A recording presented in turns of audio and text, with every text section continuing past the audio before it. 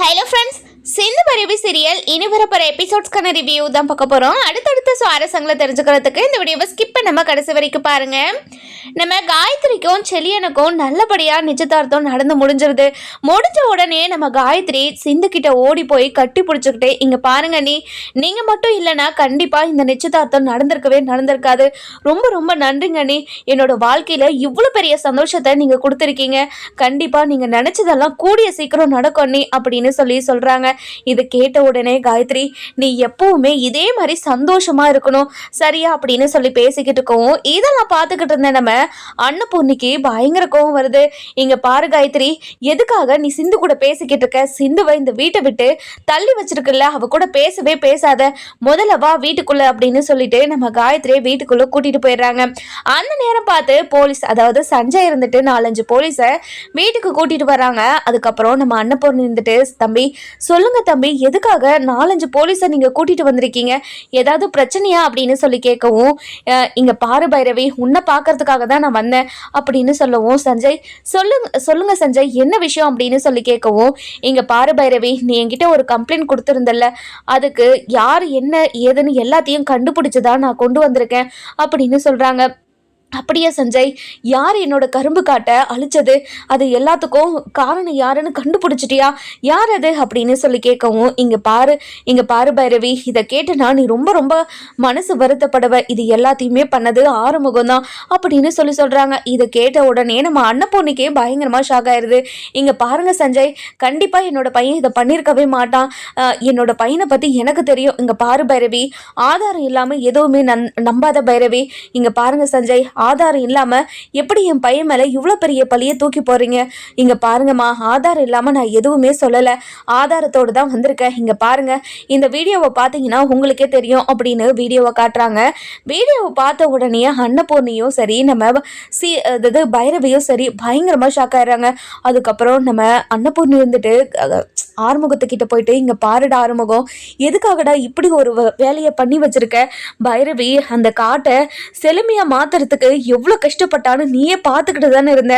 அப்படி இருக்கும்போது எப்பட்றா உன்னால இப்படியெல்லாம் பண்ண முடிஞ்சது அப்படின்னு ரொம்பவே கோபமாக கேட்கவும், இதெல்லாம் கேட்டுக்கிட்டு நம்ம பைரவி இருந்துட்டு, இங்கே பாருங்கத்த, இது எல்லாத்துக்கும் காரணம் யாருன்னு இப்போ தெரிஞ்சிச்சுல்ல, இனிமே உங்கள் பையனை டிவோர்ஸ் பேப்பரில் கையெழுத்து போட்டு கொடுக்க சொல்லுங்க. இனிமே உங்கள் பையனுக்கும் எனக்கும் எந்த சம்மந்தமும் கிடையாது. இந்த வீட்டில் ஒரு நிமிஷம் கூட நான் இருக்கவே மாட்டேன். இப்படி ஒரு கேடு கேட்ட மனசுள்ளவங்க கூட என்னால் வாழவும் முடியாது. இவனை எப்பவும் என்னோட புருஷனா ஏற்றுக்கவும் முடியாது அப்படின்னு சொல்லிட்டு ரூம்குள்ளே போய் டிவோர்ஸ் பேப்பர் எடுத்துட்டு வராங்க. இங்க பாரு அறுமுகம், முதல்ல இதுல சைன் போட்டு கொடு அப்படின்னு சொல்றாங்க. இங்க பாரு பைரவி, நீ என்ன விட்டு போயிடுவேன்னு நினைச்சுதான் நான் இப்படி ஒரு தப்பு பண்ணிட்டேன், என்ன மன்னிச்சிரு பைரவி அப்படின்னு சொல்லவும், உன்னை எந்த ஜென்மத்திலையும் நான் மன்னிக்கவே மாட்டேன், முதல்ல இதுல சைனை போட்டு கொடு அப்படின்னு சொல்றாங்க. நம்ம ஆறுமுகமும் வேற வழியே தெரியாம அதுல சைனை போட்டு கொடுத்துடுறாங்க. அதுக்கப்புறம் நம்ம அன்னபூர்ணி இருந்துட்டு, இங்க பாரு அறுமுகம், பைரவி கூட உன்னை எப்படியாவது சேர்த்து வச்சிடலாம் தான் நினச்சிக்கிட்டு இருந்தேன். ஆனால் நீ பண்ண துரோகத்துக்கு உனக்கு என்றைக்குமே மன்னிப்பே கிடையாது. பைரவியும் உன் கூட சேர்ந்து வாழ்றேன்னு சொன்னாலையும் நான் அதை ஏற்றுக்கவே மாட்டேன். பைரவிக்கு பண்ண துரோகத்துக்கு நீ பைரவியை விட்டு பிரியறது தான் ரொம்ப ரொம்ப நல்லது அப்படின்னு சொல்கிறாங்க. அதுக்கப்புறம் நம்ம சஞ்சய் இருந்துட்டு, இங்கே பாரு பைரவி, நான் இப்போது இவரை அரெஸ்ட் பண்ணவா வேண்டாவா அப்படின்னு கேட்கவும், இங்கே பாருங்க சஞ்சய், இது யார் பண்ணது என்னன்னு எனக்கு நல்லாவே தெரிஞ்சிச்சு. இதுக்கப்புறம் இவனை அரெஸ்ட் பண்ணி என்ன பண்ண போறீங்க? இவனை இங்கே விட்டுட்டு போயிடுங்க அப்படின்னு சொல்லிட்டு நம்ம சஞ்சய் கிட்ட சொல்லவும், சரி பைரவி அப்படின்னு சொல்லிட்டு ரொம்ப சந்தோஷமா அங்கிருந்து கிளம்புறாங்க. அதுக்கப்புறம் என்ன, போலீஸ் ஸ்டேஷன்ல போய் லாக்அப்ல நம்ம எசக்கியை பாக்குறாங்க. எசக்கி லாக்அப்ல இல்லாததை பார்த்துட்டு கான்ஸ்டபிள் எங்க எசக்கி அப்படின்னு கேட்கவும், சார் உங்களுக்கு நான் எத்தனையோ முறை கால் பண்ணேன், அந்த எசக்கி எல்லாருமே அடிச்சு போட்டுட்டு தப்பிச்சு ஓடிட்டான் அப்படின்னு சொல்லவும், இதை கேட்ட உடனே பயங்கரமா ஷாக் ஆயிடுறாங்க. என்ன சொல்றீங்க? இவ்வளோ இவ்வளோ இவ்வளோ நடந்திருக்கு, என்கிட்ட ஏதாவது ஒரு வார்த்தை சொல்லியிருக்கலாம்ல அப்படின்னு கேட்கவும், சார் உங்களுக்கு நிறைய டைம் ஃபோன் ரீச் ஆகவே இல்லை சார், அதனால தான் இந்த விஷயத்த உங்ககிட்ட சொல்ல முடியல. கான்ஸ்டபிள் 2 பேர் அவனை தேடி தான் போயிருக்காங்க, கண்டிப்பாக அவனை பிடிச்சிட்டு வந்துடுவாங்க சார், நீங்கள் கவலைப்படாதீங்க அப்படின்னு சொல்கிறாங்க. அதுக்கப்புறம் என்ன, நம்ம சஞ்சய் அங்கங்கே தேடிக்கிட்டு இருக்காங்க. எப்படியாவது நம்ம காயத்ரி கூட சேர்ந்துடணும், காயத்ரி நம்ம கூட வாழ மாட்டா, இனிமே அவ நமக்கு இல்லாத இல்லாதவ வேற யாருக்கும் இருக்கவே கூடாது, அவளை இந்த உலகத்தை விட்டு போக வைக்கணும் அப்படின்றதுக்காக ஒரு கத்திய அதாவது மறைச்சு வச்சுக்கிட்டு இப்போ அன்னபூர்ணி வீட்டுக்கு போயிடுறாங்க.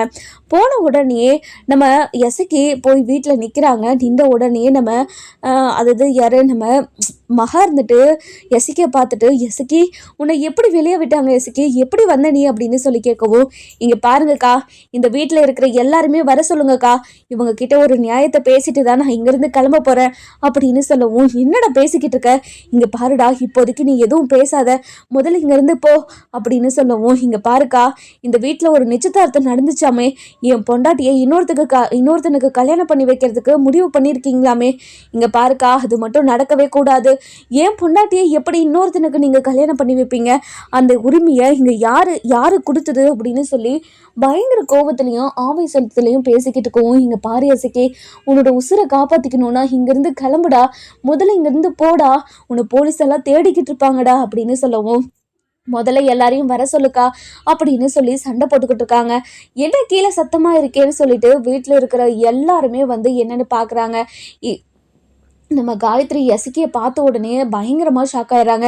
அம்மா எசக்கி வந்திருக்காமா அப்படின்னு சொல்லிட்டு நம்ம அன்னபூர்ணி கிட்ட சொல்லவும், என்ன காயத்ரி சொல்லலை, எசக்கி வந்திருக்கானா, அவனை தான் போலீஸில் பிடிச்சி கொடுத்தோமே அப்படின்னு வெளியே வந்து பார்க்கவும், எசக்கி நின்றுக்கிட்டு இருக்க உடனே நம்ம எசக்கி இருந்துட்டு, வாங்கக்கா வாங்க, உங்ககிட்ட தான் நான் பேசணும், ஏன் பொண்டாட்டிக்கு இன்னொரு கல்யாணம் பண்ணி வைக்கிறதுக்கு நீங்கள் யார், எதுக்காக இப்படி ஒரு முடிவு எடுத்தீங்க அப்படின்னு சொல்லி கேட்கவும், இங்கே பாருடா, நீ இப்படி ஒரு அயோக்கியத்தானம் பண்ணி என்னோட பொண்ணை கல்யாணம் பண்ணிப்பேன், உன்னை நான் என் பொண்ணு கூட சேர்ந்து வாழ சொல்லவுனா, எப்படிடா நீ இவ்வளோ தைரியமாக வந்து பேசிக்கிட்டு இருக்க, உனக்கு யாருடா இவ்வளோ பெரிய தைரியத்தை கொடுத்தது அப்படின்னு பயங்கர கோவத்தில் பேசவும், இதெல்லாம் கேட்டுக்கிட்டு இருந்தேன் நம்ம அன்னபூர்ணி மகா இருந்துட்டு, இங்கே பாருங்கக்கா, என் தம்பிக்கிட்ட நான் சொல்லி அனுப்பி வச்சிடறேன், அவனை எதுவும் பண்ணிடாதீங்கக்கா அப்படின்னு சொல்கிறாங்க.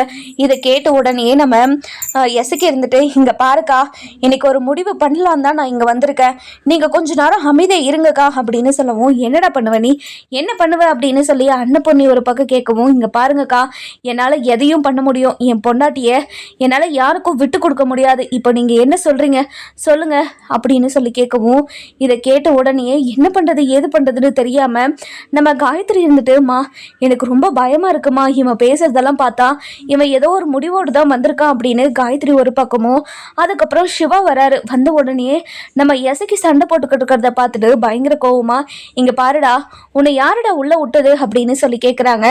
கேட்ட உடனே, இங்கே பாருங்க, என்னோட காயத்ரி எதுக்காக செல்லியன் கூட நிச்சயதார்த்தம் பண்ணி வச்சிங்க, யார் உங்களுக்கு அந்த உரிமையை கொடுத்தது அப்படின்னு சொல்லி கேட்கவும், இது கேட்ட உடனே நம்ம சிவா இருந்துட்டு, இங்கே பாருடா, நீ பண்ணியிருக்க அயோக்கியத்தனத்துக்கு எதுக்காகடா உன்கிட்ட சொல்லிட்டே இதை பண்ணணும் நாங்கள் அப்படின்னு சொல்லி கேட்டுக்கிட்டு இருக்கவும், அப்படியே எடுத்த உடனே நம்ம எசக்கி இருந்துட்டு பயங்கர கோவத்தில் காயத்ரி கிட்ட போயிட்டு, இங்கே பாரு காயத்ரி, உனக்கு கூட மனசாட்சின்றது ஒன்று இல்லவே இல்லையா, கட்டின புருஷனை விட்டுட்டு வேற இடத்த கூட நிச்சயதார்த்தத்தை நடத்திக்கிட்டு இருக்கே, உனக்கே இது நியாயமா சொல்லு அப்படின்னு சொல்லி கேட்கவும், இங்கே பாரு, உன்னை மாதிரி ஒருத்தங்க கூட எந்த பொண்ணு தான் வாழும், இல்லை எந்த பொண்ணுக்கு தான் ஆசை வரும் கூட வாழ்கிறதுக்கு, உன்னை பார்த்தாவே எனக்கு அருவெறுப்பாக இருக்குது, நான் உயிருக்கு உயிராக லவ் பண்ணிக்கிட்டு இருந்த செல்லியனை என்கிட்ட இருந்து பிரிச்சுட்டு இப்போ ஓகே மாதிரி வந்து பேசிக்கிட்டு இருக்கியா, உன்னை பார்க்கவே எனக்கு விருப்பம் இல்லை, முதல்ல இங்கேருந்து கிளம்பு அப்படின்னு சொல்கிறாங்க. இதை கேட்ட உடனே பயங்கர கோவத்தில் நம்ம எசக்கி இருந்துட்டு கத்தியை ஒழிச்சு வச்சுருந்தார் இல்லையா, அந்த கத்தியை எடுத்து அப்படியே நம்ம காயத்ரியோட வயிற்றுல அப்படியே ஒரே ஒரு குத்திடுறாங்க. குத்தின உடனே காயத்ரிக்கு ஐயோ எம்மா அப்படின்னு சொல்லிட்டு பயங்கரமாக அழுக ஆரம்பிச்சிடுறாங்க. அதுக்கப்புறம் என்ன, நம்ம காயத்ரி இருந்துட்டு அழுகிறத பார்த்து நம்ம சிவா ஐயோ காயத்ரி அப்படின்னு சொல்லிட்டு பதறி போய் ஓடி போய் நம்ம காயத்ரியை பிடிக்கிறாங்க. அதுக்கப்புறம் என்ன, நம்ம அன்னபூர்ணி கிட்ட காயத்ரியை கொடுத்துட்டு நம்ம சிவா வந்து அதாவது எசக்கி அடிக்க ஆரம்பிச்சிடுறாங்க. அந்த நேரம் பார்த்து நம்ம சஞ்சய் வீட்டுக்கு வராங்க. வீட்டில் நடந்துக்கிட்டு இருக்க பிரச்சனையை பார்த்துட்டு பயங்கரமாக ஷாக் ஆகிடுது. இங்கே பாருங்க, இங்கே பாருங்க சிவா, நான் அது ஆறுமுகம் பிரச்சனையா வீட்டில் வந்து பேசிக்கிட்டு இருக்க நேரமாக பார்த்து போலீஸ் ஸ்டேஷனில் இருக்கிறவங்களாம் அடித்து போட்டுட்டு இவன் தப்பிச்சு வந்திருக்கான். தப்பிச்சு இங்கே வந்து இப்படி ஒரு பிரச்சனை பண்ணுவான்னு எதிர்பார்க்கவே இல்லை. இவனை நான் பார்த்துக்கிறேன், நீங்கள் முதல்ல காயத்ரியை ஹாஸ்பிட்டலுக்கு கூட்டிகிட்டு போங்க அப்படின்னு சொல்லிட்டு சொல்கிறாங்க. அதுக்கப்புறம் நம்ம அன்னபூர்ணி, சிவா, வீட்டில் இருக்கிற எல்லாருமே இப்போது காயத்ரியை ஹாஸ்பிட்டலுக்கு கூட்டிகிட்டு போகிறாங்க. ஹாஸ்பிட்டலுக்கு கூட்டிகிட்டு போய் ஃபஸ்ட்டு அட்மிட் பண்ணுறாங்க. அட்மிட் பண்ணி நம்ம காயத்ரி பயங்கர சீரியஸாக இருக்காங்க. நிறைய பிளட் லாஸ் ஆயிருக்கு. இதனால உயிருக்கே ஆபத்து அப்படின்னு சொல்லிட்டு சிவாக்கு தெரிஞ்சிருது. சிவா எவ்வளவோ ட்ரை பண்ணி பார்க்குறாங்க. ஆனால் காயத்ரிக்கு பொழைக்க வைக்க முடியுமா முடியாதானே தெரியல. அவருக்கு ரொம்பவே பதறி போயிருக்காரு. அதுக்கப்புறம் அவரால் தாங்க முடியாததால வெளியே வந்துடுறாரு. வேற டாக்டர் எல்லாம் ட்ரீட்மெண்ட் பண்ணிக்கிட்டு இருக்காங்க. நம்ம அன்னபூர்ணி இருந்துட்டு, சிவா என்னாச்சு சிவா, காயத்ரி இப்போ எப்படி இருக்கா, நல்லா இருக்கால, காயத்ரிக்கு இப்போ எதுவும் ஆகலை இல்லை அப்படின்னு சொல்லி கேட்கவும், இதை கேட்ட உடனே நம்ம சிவா இருந்துட்டு அழுக ஆரம்பிக்கிறாரு. அழுகிறத பார்த்து நம்ம அன்னபூர்ணிக்கு ரொம்பவே பதட்டம் ஆயிடுது. இங்கே பாரு சிவா, நீ அழுதுகிட்டு இருக்கிறத பார்த்தா எனக்கு ரொம்ப பயமா இருக்கு சிவா, என்னன்னு சொல்லு சிவா, காயத்ரிக்கு ஒன்றும் இல்லைல்ல. இங்கே பாருங்க பெரியம்மா, என்னால் இந்த வார்த்தை எப்படி உங்ககிட்ட சொல்றதுன்னு தெரியல. காயத்ரி ரொம்ப சீரியஸாக இருக்கா, அவளை காப்பாற்ற முடியுமான்றதே டவுட்டு தான். எனக்கு ரொம்ப ரொம்ப கஷ்டமாக இருக்குது அப்படின்னு சொல்லி பயங்கரமாக அழுதுகிட்டே இருக்கோம். ஐயோ கடவுளே, என் பொண்ணுக்கு இப்படி ஒரு நிலைமையா, அவளுக்கு வாழ்க்கை முழுக்க வாய் பேச முடியாத ஒரு கஷ்டத்தை கொடுத்து அவளுக்கு ஒரு பாரத்தை கொடுத்து வச்சிருந்த, இப்போது கல்யாணம் பண்ணி அவளுக்கு பிடிச்ச வாழ்க்கையை அமைச்சு கொடுக்கலான்னா அதை அமைச்சு கொடுக்க முடியாமல் அவளுக்கு இவ்வளோ பெரிய துரோகத்தை பண்ணியிருக்கே, உனக்கே மனசாட்சின்றது ஒன்று இருக்குதா இல்லையா, என் பொண்ணை எப்படியாவது நீ தான் காப்பாற்றணும் அப்படின்னு ரொம்பவே அழுதுகிட்டே கடவுளை வேண்டிக்கிட்டு இருக்கவும், அதுக்கப்புறம் நம்ம ஆறுமுகம் இருந்துட்டு ஆறுமுகத்துக்கு இந்த விஷயம் தெரிஞ்சு ஆறுமுகம் இருந்துட்டு நம்ம அன்னபூர்ணிக்கிட்டே, இங்கே பாருங்கம்மா, காயத்ரிக்கு எதுவும் ஆகாது, நீ கவலையே படாதம்மா, கண்டிப்பாக காயத்ரிக்கு எதுவும் ஆகாமல் நான் பார்த்துக்கிறேன். இங்கே பாரு சிவா, நீ போய் உள்ளே போய் ட்ரீட்மெண்ட் பாரு சிவா. இல்லை ஆறுமுகம், என்னால் உள்ள காயத்ரி இருக்கிற நிலைமையை பார்த்துட்டு என்னால் ஸ்டேபிளாக அங்கே எந்த ஒரு ட்ரீட்மெண்ட்டையும் பண்ண முடியல. அதனால தான் நானே வெளியே வந்துட்டேன். உள்ளே இருக்க டாக்டர்ஸ் எல்லாம் பார்த்துக்கிட்டு இருக்காங்க, என்னால் காயத்ரி இருக்கிற நிலைமையை பார்க்கவே முடியல அப்படின்னு பயங்கரமாக அழுதுகிட்டு இருக்காங்க. இந்த பக்கம் நம்ம பைரவிக்கும் விஷயம் தெரிஞ்சு ஓடி வந்து நம்ம அன்னபூர்ணி கிட்ட கேட்குறாங்க. அத்தை என்னாச்சத்தை அப்படின்னு சொல்லி கேட்கவும், இங்கே பாரு பைரவி, காயத்ரிக்கு என்ன நிலைமைன்னு பாரு, அந்த எசைக்கு பையன் வந்து காயத்ரி வயிற்றுலே குத்திட்டு போயிட்டான். இப்போ நான் என்ன பண்ணுவேன், என் பொண்ணை காப்பாற்றவே முடியாதுன்னு சொல்லிட்டாங்க.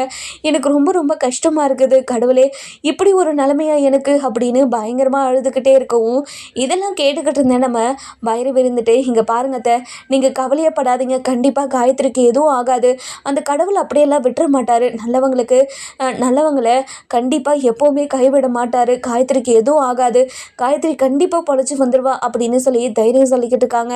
இங்கே பாரு பைரவி, நீ சொல்கிற மாதிரி என்னோட பொண்ணுக்கு எதுவும் ஆகாமல் இருந்தால் எனக்கு ரொம்ப ரொம்ப சந்தோஷமாக இருக்கும். அந்த கடவுள் மேலே பாரத்தை போட்டு தான் இப்போ வரைக்குமே நான் இங்கே நின்றுக்கிட்டு இருக்கேன் அப்படின்னு சொல்கிறாங்க. அதுக்கப்புறம் இதெல்லாம் பார்த்துக்கிட்டு இருந்த நம்ம மகாக்கு பயங்கர சந்தோஷமாக இருக்குது. என்னோட தம்பியோட வாழ்க்கையை கெடுத்தீங்கள, அதுக்கு தான் என் தம்பி உங்கள் குடும்பத்துக்கு ஒரு தக்க தண்டனையை கொடுத்துட்டு போயிருக்கான். கரெக்டான தண்டனையை கொடுத்துட்டு போனேன் நான் எசுக்கி, இவங்களுக்கெல்லாம் இப்படி ஒரு தண்டனையை தான் கொடுக்கணும். உன்னோட வாழ்க்கைன்னு கூட பார்க்காம வேறொருத்தனுக்கு போய் அவங்க பொண்ணை கல்யாணம் பண்ணி வைக்கணும்னு நினச்சாங்கல்ல, அவங்களுக்கு இதெல்லாம் தேவைதாண்டா. காயத்ரி உயிரோடையே வரக்கூடாது, காயத்ரி உசுறு போனாதான் இந்த வீட்டில் இருக்கிறவங்க புரிஞ்சுப்பாங்க உன்னையும் என்னையும் பற்றி.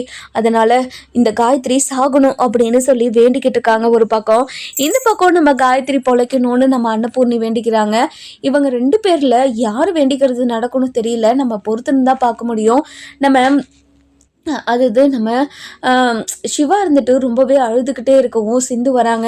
இங்கே பாரு டாக்டரே, என்ன டாக்டர் நீயே இவ்வளோ மனசொடைஞ்சு போய் அழுதுகிட்டு இருக்க, நீ எத்தனையோ பேஷண்ட்டை பார்த்துருப்பல்ல, அந்த மாதிரி இப்போயும் போய் காயத்ரியை பார்த்து என்ன பண்ணுறது ஏது பண்ணுறதுன்னு நீ பண்ணலாம்ல. இல்லை இல்லை இல்லை சிந்து, என்னால் காயத்ரியை பார்க்க முடியல சிந்து, அவள் இருக்கிற நிலமையை பார்த்தா எனக்கு ரொம்ப கஷ்டமாக இருக்குது. ரொம்ப பிளட்டு லாஸ் ஆகிருக்கு. பிளட்டு லாஸ் ஆனதுனால அவளை காப்பாற்றுறது ரொம்ப கஷ்டம்.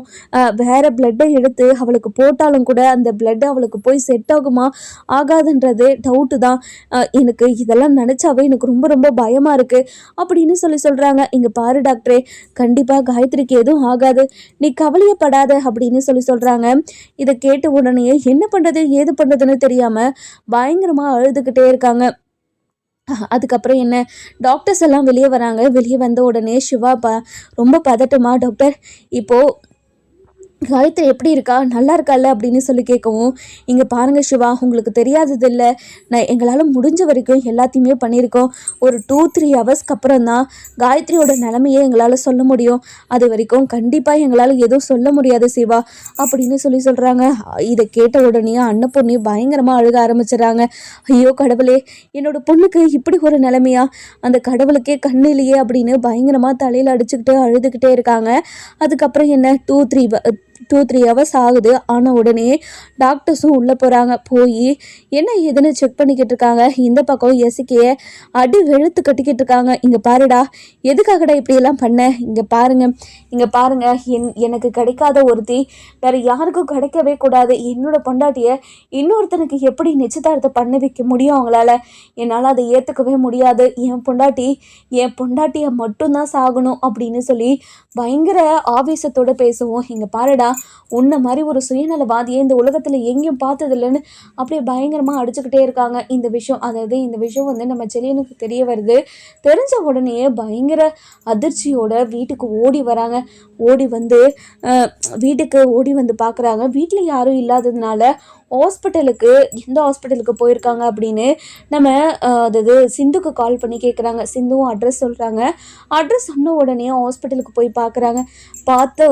பார்த்ததும் நம்ம அன்னபூர்ணி இருந்துட்டு செலியனை பார்த்துட்டு பயங்கரமாக அழுதுகிட்டே இருக்காங்க. இங்கே பாருங்க மாப்பிள்ள, என்னோட பொண்ணோட நிலமையை பார்த்தீங்களா, என் பொண்ணுக்கு இப்படி ஒரு நிலைமை வர்றதுக்கு காரணம் அந்த எசக்கியால் தான் என்னோட பொண்ணு இந்த நிலைமைக்கு ஆளாகி நிற்கிறா அப்படின்னு பயங்கரமாக அழுதுகிட்டே இருக்கவும், இங்கே பாருங்கத்த, நீங்கள் கவலைப்படாதீங்க, காயத்ரியை நான் எப்பவும் கைவிட மாட்டேன். அவளுக்கு எதுவும் ஆகாது. நான் கோவிலுக்கு போய் வேண்டிட்டு தான் வந்திருக்கேன். அவள் ரூம் அவகிட்ட போயிட்டு இந்த நீரை வைக்கலாமா நான் அப்படின்னு சொல்லி கேட்கவும், உள்ளே யாருமே போகக்கூடாது அப்படின்னு சிவா சொல்லிடுறாரு. ஏன்னா அது ஆப்ரேஷன் தேட்டரு, உள்ளே யாருமே அனுமதிக்க மாட்டாங்க இல்லையா, அதனால் நம்ம சிவா சொல்கிறாரு. அதுக்கப்புறம் டாக்டர்ஸ் எல்லாம் உள்ளே போனவங்க ஒரு 2 ஹவர்ஸாக வெளியே வராமல் இருக்காங்க. இதெல்லாம் நினச்சி நம்ம அன்னபூர்ணியும் சரி, வீட்டில் இருக்கிற எல்லாருமே பயங்கர அழுகையில் காயத்ரிக்கு என்ன ஆகுமோ, என்ன சொல்ல போகிறாங்களோ அப்படின்னு நினச்சி வருத்தப்பட்டுக்கிட்டு இருக்காங்க. அதுக்கப்புறம் பைரவி இருந்துட்டு நம்ம அன்னபூர்ணிக்கு காஃபி ஜூஸ்ன்னு எல்லாத்தையும் வாங்கிட்டு வந்து கொடுக்குறாங்க. ஆனால் எதுவுமே எனக்கு வேண்டாம்னு எல்லாத்தையும் தள்ளி வச்சுக்கிட்டு இருக்காங்க.